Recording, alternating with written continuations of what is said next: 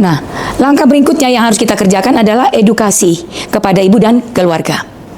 Ibu, hasil pemeriksaan yang saya dapatkan, pembukaan jalan lahir ibu sudah lengkap, artinya ibu sudah siap untuk bersalin, penurunan kepala bayi ibu sudah rendah, dan denyut jantung janin ibu dalam kondisi normal, boleh dikatakan sehat dan siap untuk dilahirkan. Nah, buat bapak dan ibu sebagai pendamping ibu saat melahirkan, kami berharap bapak atau ibu yang akan mendampingi tidak takut akan darah.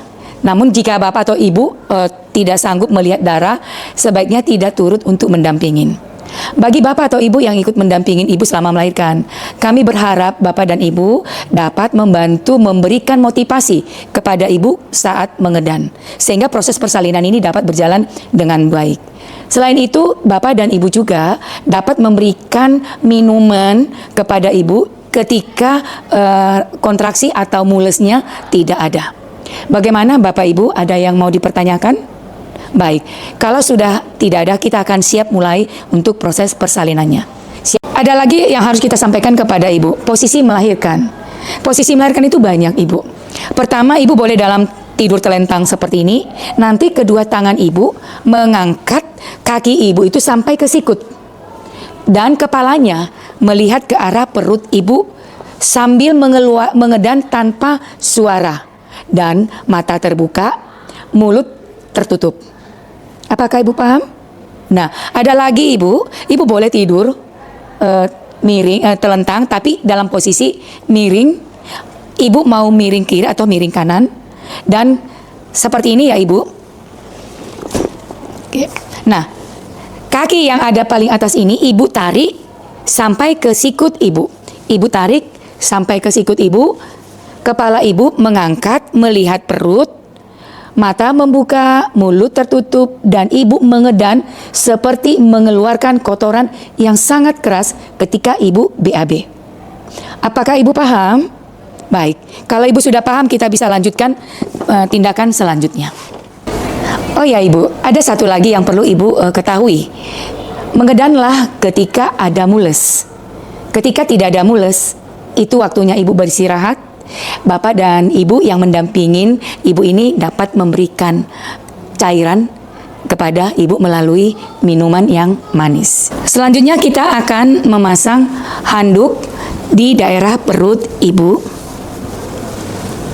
Selanjutnya kita akan memasang duk steril, namun sebelumnya kita harus memakai sarung tangan steril. Karena prinsipnya steril ketemu steril, on ketemu on. Baiklah, karena saya sudah menggunakan sarung tangan steril, maka saya berhak untuk memegang daerah yang steril. Selanjutnya kita akan memasang duk steril. Teknik memasang duk steril adalah, karena tadi prinsipnya steril ketemu steril, maka duk ini menutupi daerah tangan kita, sehingga kita masukkan ke bawah bokong ibu, tangan kita tidak menyentuh daerah bokong ibu. Kita mulai ya. Ibu boleh diangkat bokongnya. Yuk, pinter. Kemudian kita letakkan bengkok. Kita mulai mengedan. Kita observasi, kita tanyakan, ibu lagi mules tidak? Oke, ini lagi mules ya.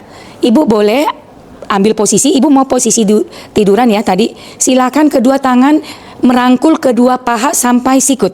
Baik ibu, sekarang waktunya mengedan yuk. Iya, pinter. Iya, terus iya, pinter. Iya, lagi sedikit lagi bu. Ayo, pinter. Oke. Nah, kepala sudah crowning. Artinya crowning, kepala sudah keluar sepertiga di permukaan jalan lahir. Kemudian kita melakukan penahanan perineum supaya perineum tidak ruptur. Oke, sebentar ya Ibu, ya. Letakkan tanganmu di bawah perineum seperti ini. Tangan kiri menahan supaya tidak terjadi defleksi yang maksimal daripada kepala. Ini ya. Oke, yuk. Nah, perineum elastis sehingga tidak perlu dilakukan episiotomi. Yuk Bu, ini elastis banget. Yuk, pinter. Iya. Kemudian kepala, lahir, ubun-ubun besar, dahi, hidung, dan mulut. Kemudian kita bersihkan daerah permukaan jalan lahir, mulai dari hidung, mulut, sampai seluruh permukaannya kita buang. Kemudian kita susurin adanya lilitan tali pusat pada leher janin. Dan ternyata kita tidak temukan adanya lilitan tali pusat. Sekarang bayi ini otomatis kalau dia makhluk hidup otomatis dia akan berpindah. Itu kita katakan putaran paksi luar sesuai dengan badan janin. Nah, tadi waktu kita periksa DJJ-nya, punggung janinnya ada di sebelah kanan, maka kita tinggal mengatakan saja putar paksi luar sebelah kanan. Oke, putar paksi luar sebelah kanan. Oke, si penolong tidak boleh mengkutak-katik daripada posisi janin, karena dia automatically janin yang akan bergerak. Nah, setelah putar paksi luar, posisinya seperti ini, kita bisa mulai melakukan pengeluaran secara berlahan janin mulai dari bahu, perut, sampai dengan ke arah trochanter dan sampai dengan ke arah kaki.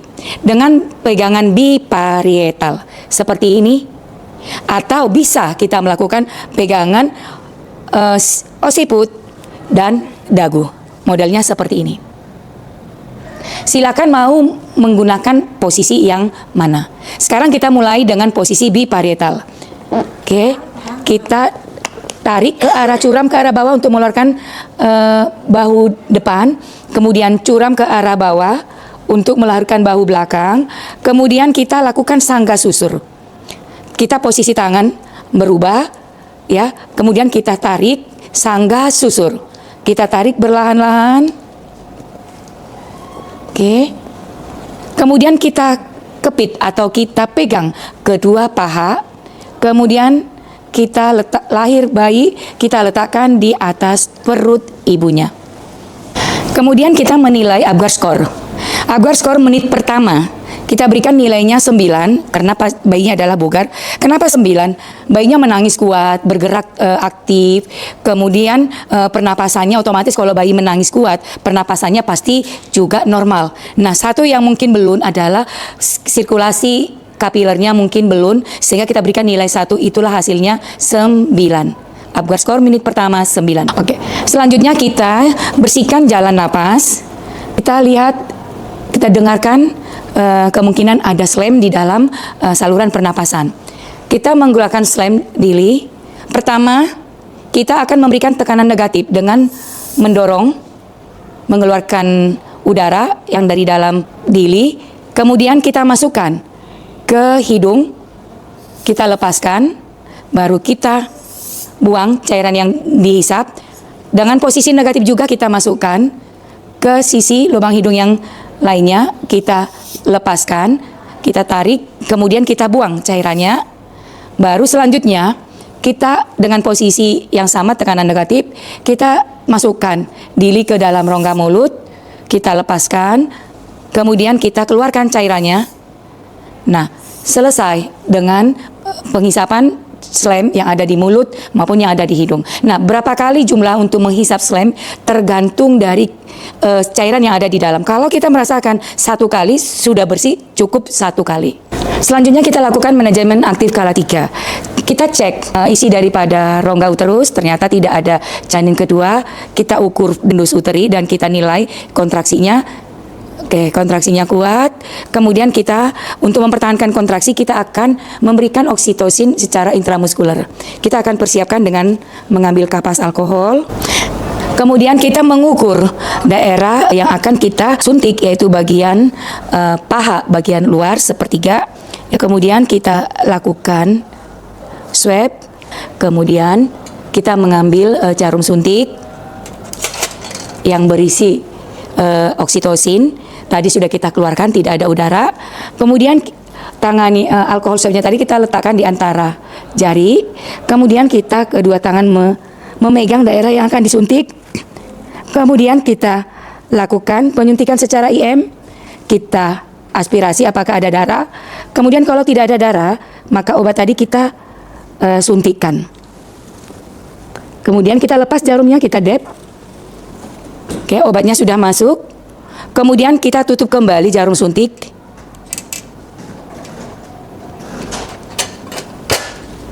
Kemudian jarum suntik dibuang ke safety box. Nah, selanjutnya kita akan potong tali pusat dan kita buka anduk penutup daripada bayi. Kemudian kita memotong tali pusat dengan jarak dari pangkal sampai potongan itu sekitar 5-10 cm. Oke, kita melakukan seperti ini, megangnya. Ya, ini 2 jari diletakkan tali pusat, kemudian kita urut. Oke, setelah itu kita klem. Klem pertama sampai bunyi kuncinya, kemudian kita urut untuk bekas pengkleman yang kedua.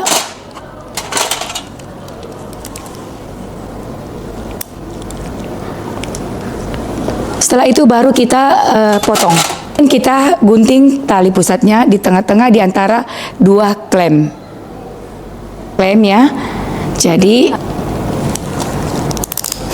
oke. Ini sudah kita klem. Oke, artinya ini tali pusat yang ke bayi, ini sudah dipotong tadi, ini tali pusat yang ke plasenta. Oke, anggap sudah kita potong, ini tali pusatnya ke bayi. Sekarang waktunya kita, karena tali pusat sudah kita potong dan ini adalah sisa yang ke plasenta, maka kita lakukan IMD, inisiasi menyusui dini. Ibu, bayinya akan kita tempelkan ke perut ibu, skin to skin contact. Ya, nanti bayinya akan mencari puting susu ibu dan kita akan menutupin bayinya dengan selimut atau dengan handuk ini supaya bayi tidak kedinginan. Ibu mohon dibantu untuk memegang bayinya supaya tidak jatuh. Paham Ibu? Baik. Dan jangan lupa supaya bayi tidak kedinginan, boleh kita tambahkan topi ke arah kepala si bayi. Ini akan dia nyaman, hangat terus ya Bu.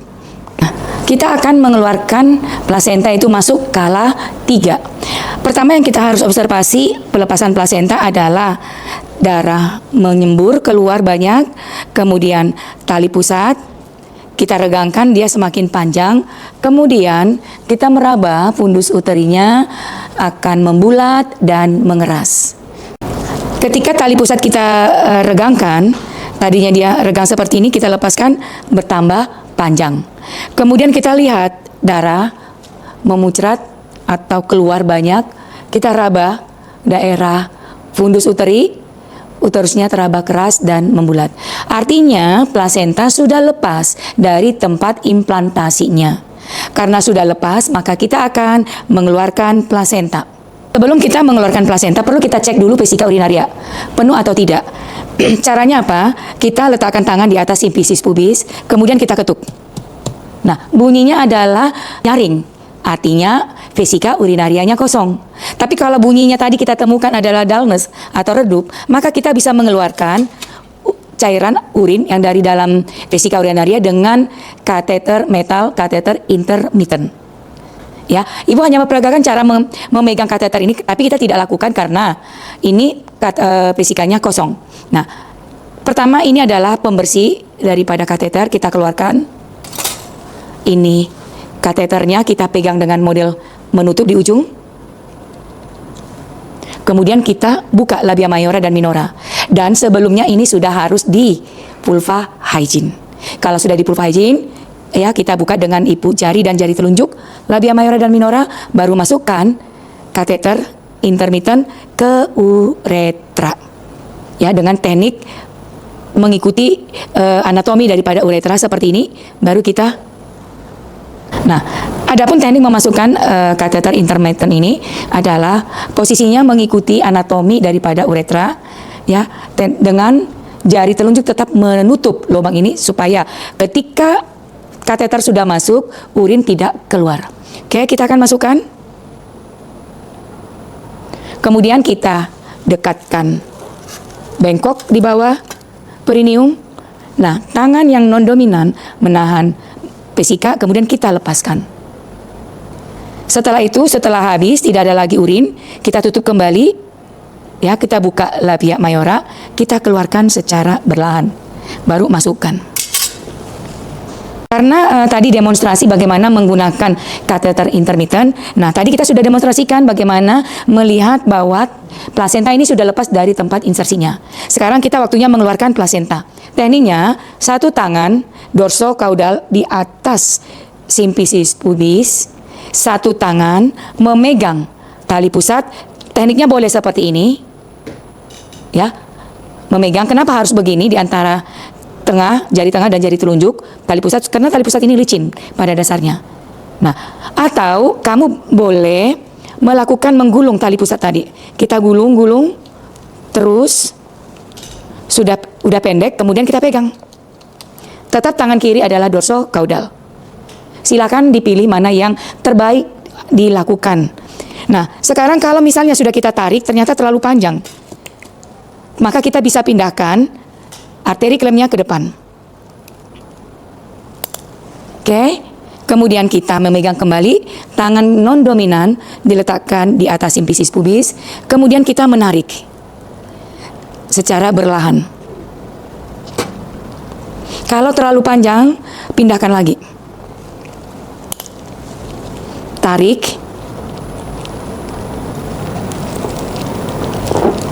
Sampai sepertiga dari plasenta tadi muncul di permukaan jalan lahir. Oke. Udah sepertiga keluar. Sekarang waktunya kita melahirkan plasenta. Lepaskan biar tidak terganggu. Putar searah jarum jam.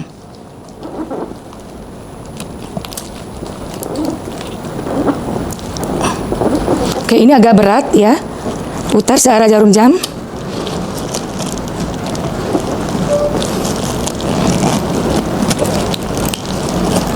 Nah, karena ada selaput agak panjang, kita boleh bantu mengeluarkan selaput dengan menjepit menggunakan arteri klem. Jepit, kemudian bantu cara berlahan, jangan ditarik. Karena apa? Sekecil rambut selaput yang tertinggal itu mencetuskan terjadinya pendarahan yang hebat. Oke.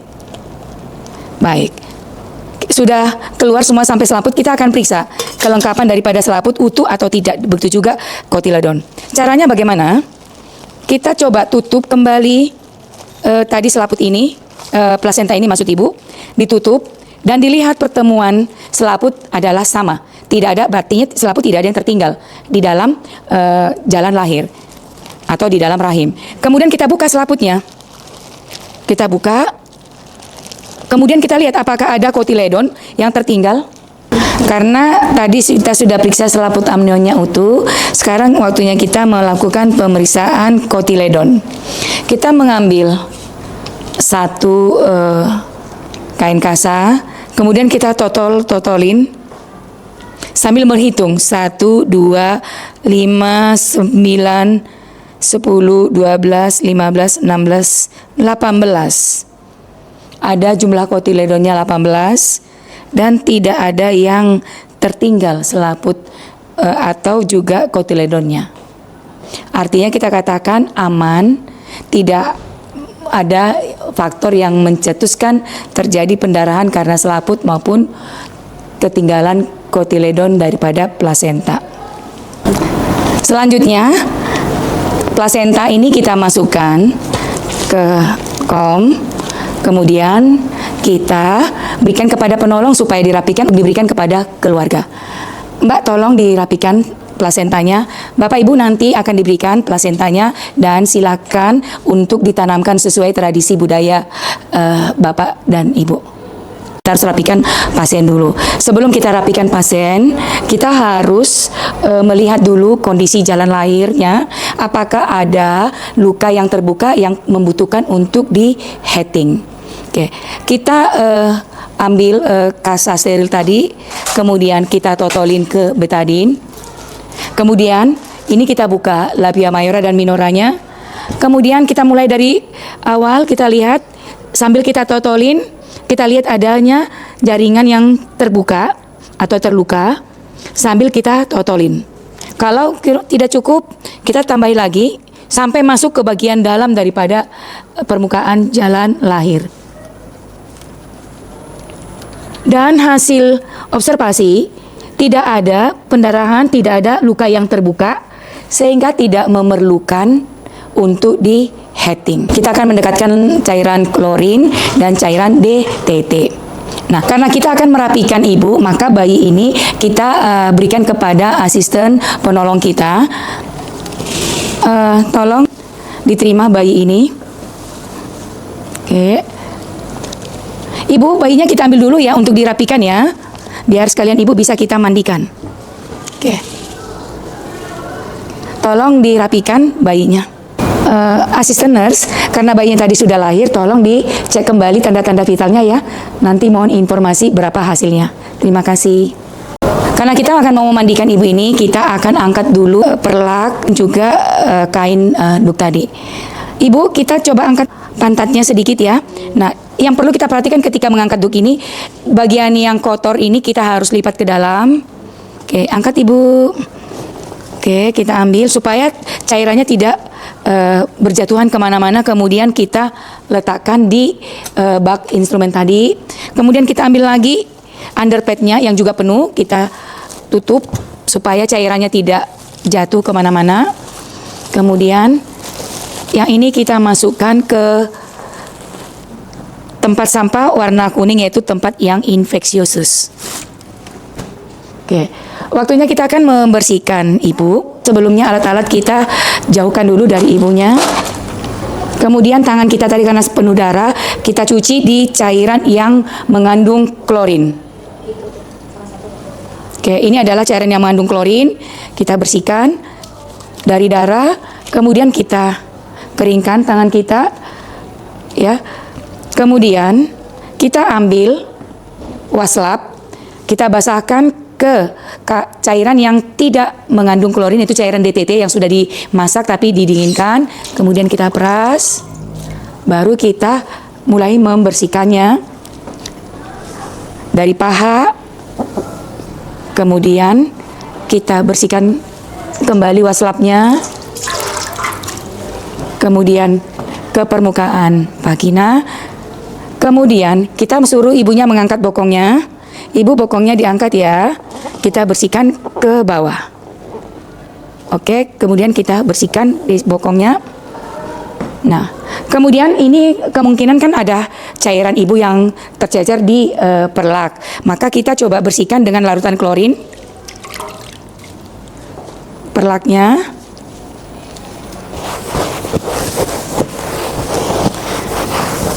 Kemudian kita ganti membersihkannya dengan cairan DTT tadi. Oke. Nah, karena ini sudah aman untuk tidak ada lagi cairan klorin, maka kita akan mengeringkan kembali bagian tubuh ibunya. Kemudian kita akan memakai pakaian ibunya. Karena ibunya sudah kita bersihkan tadi, sekarang kita akan memasang pakaian ibu. Pertama adalah celana beserta dengan pembalut maternity-nya. Kemudian kita memakaikan gurita. Kemudian kita memakaikan pakaian ibunya. Kemudian kita memasang sarung untuk kenyamanan ibunya. Selesai sudah waktunya kita menolong persalinan, mulai dari kala 2 pengeluaran bayi, kala 3 pengeluaran plasenta. Sekarang waktunya kita masuk kala 4 mengobservasi ibu dalam waktu 2 jam. 1 jam pertama kita mengobservasi ibu per 15 menit sekali. Adapun yang mau kita ukur adalah tanda-tanda vitalnya, kemudian kontraksi uterusnya, kemudian tinggi fundus uterusnya, dan jumlah perdarahan per vagina. Kita lakukan selama 15 menit sekali dalam 1 jam pertama. Di jam kedua, 1 jam kedua, maka kita lakukan observasi tadi per 30 menit. Apabila kondisi pasiennya sudah aman, tidak ada fase kritis, sudah melewati fase kritis, artinya pasien bisa kita pindah nanti ke ruang perawatan roaming in dengan bayinya. Setelah rapi dengan pasien, waktunya kita merapikan alat-alat. Alat-alat ini kita akan tempatkan sesuai dengan tempatnya. semua barang infeksiusus yang habis pakai kita buang ke kantong kuning, bak sampah kantong kuning. Dan semua barang yang metal kita rendam di dalam cairan klorin sehingga apabila ada bakteri atau virus dia akan mati. Semuanya kita masukkan.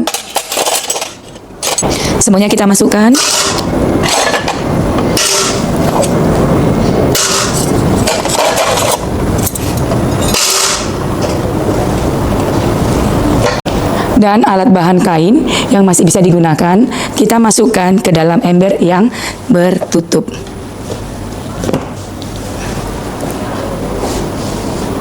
Untuk pakaian skort ini karena masih akan kita pergunakan lagi, maka kemungkinan tadi ada cairan yang menempel pada pakaian ini, maka sebelum kita lepas, kita bersihkan dulu dengan cairan klorin permukaannya. Sesudah kita bersihkan, kemudian kita bersihkan lagi dengan cairan DTT.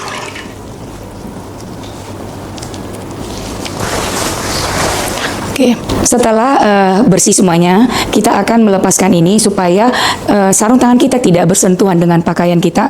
Maka sebaiknya kita lebih dahulu melepaskan sarung tangan dengan teknik bagian yang terpapar infeksiusus ada berada di dalam. Kita letakkan buang ke tempat infeksius. Kemudian kita buang lagi ke tempat infeksius. Oke, kita akhirnya menyelesaikan semuanya tindakan ini dengan membuka APD.